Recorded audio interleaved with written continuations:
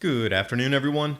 Double rainbow, Navan, Ireland. And speaking of rainbows and unicorns, socialist policies in Hungary, Venezuela, food producers exporting everything. Internally, calorie consumption slashed by 56%. Natural variability for rising temperatures on our Earth, blue. The over-exaggerated CO2 additions, red. Asian winter monsoon during geomagnetic pole reversals. See that yellow arrow? That's increases and decreases in ice naturally from 600,000 to a million years ago. No SUVs. I wonder how it warmed. And while we're dreaming and manifesting our future as a species, perhaps underground cities and vertical agriculture will be the key to our survival. And with talk of trade wars and the Fed lowering rates, talks of stock markets crashing across the global economy, contractions everywhere you look, isn't it time to consider gold or silver? Patriot Gold Group is Consumer Affairs' top-rated gold and silver IRA dealer. At Patriot, you work directly with an owner and avoid paying absurd broker fees. Call today to request a free investment kit below. Mention ADAPT 2030 and get a free 1-ounce silver coin just for answering a 3-minute survey.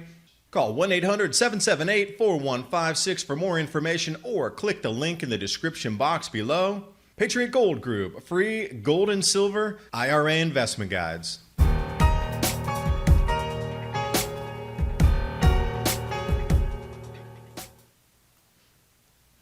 Oh, the socialist, communist utopia, one loaf of bread for you, one for me, we're all equal.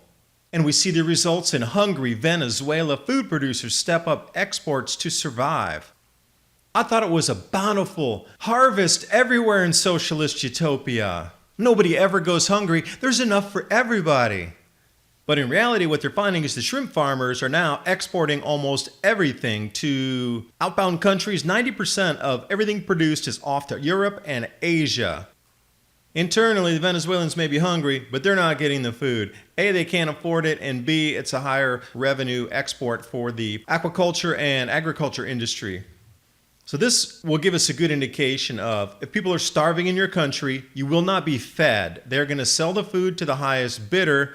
That's probably going to be an exporting nation, importing nation.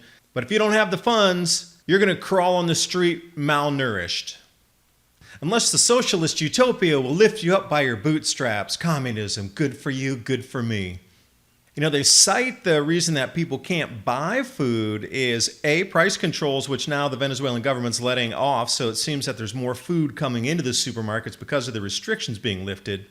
Secondly, the withering of consumer spending power at home is forcing producers to look ahead for growth. So hyperinflation, not a good thing if you want to buy food. So all that money you had in your bank, your 401s, IRA, that'd probably buy you a loaf of bread right now if it had hyperinflated like Venezuela. Your entire life's work is now a loaf of bread. Excellent policy planning, central style.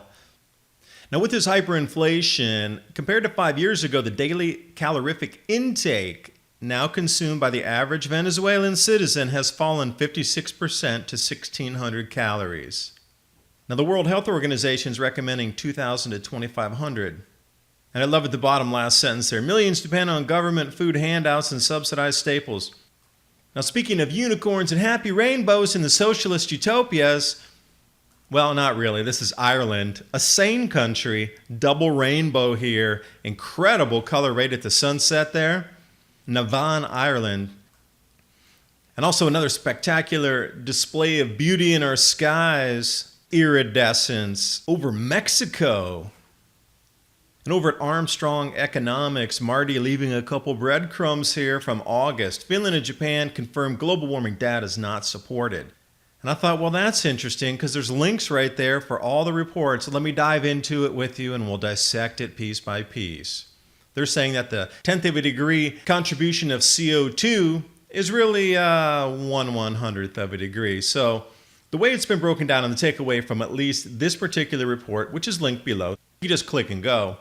No experimental evidence for the significant anthropogenic climate change. What they're showing here, the blue is natural variability on cycles naturally from our Earth. The red is what the IPCC is showing with these forcing models of exaggerated effect of CO2 on our climate. Blue natural, red exaggerated IPCC. Now, which one do you think you can tax? Blue or red? And then within that report, there's a hyperlink out, intensified East Asian winter monsoon during the last geomagnetic reversal. Yellow arrow that I inserted, I think, is the most important takeaway from this graphic here. That's the amount of ice increasing or decreasing. The start date is 600,000 years ago, and then as we work our way down of increases and decreases in ice, retreat of glaciers, gain of glaciers over 450,000 years. What do you think causes the increases and decreases? I am sure there were no factories or SUVs back then. What caused the ice to melt?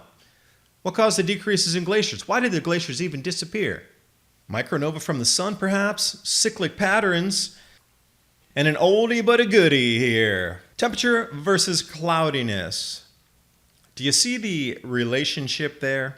The more clouds there are, the cooler the temperature. The less clouds there are, the warmer the temperature.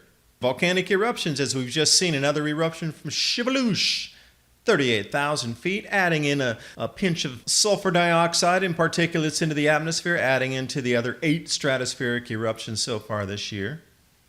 Now for us, it is our reality, it's our destiny to create, to dream, to manifest. What can we come up with? I do believe in the future, we're going to have to bring agriculture indoors. This is like Darren Yanku, underground cities in Turkey, yet modern style. Vertical indoor agriculture, protect our crops, living space for humanity moving forward to allow our species a chance for survival as we get into these much deeper, heavier, more powerful cycles on the multi-thousand year cyclicity. My co-author and myself, Bill Porter, talk about this in Climate Revolution, the Grand Solar Minimum, my new publication, as well as the presentation, Winter is Coming, Cycles of Change and Transition, everything intertwining into a large tapestry of how our future may unfold. Thanks for watching. Hope you got something out of the video, and I'll see you next time.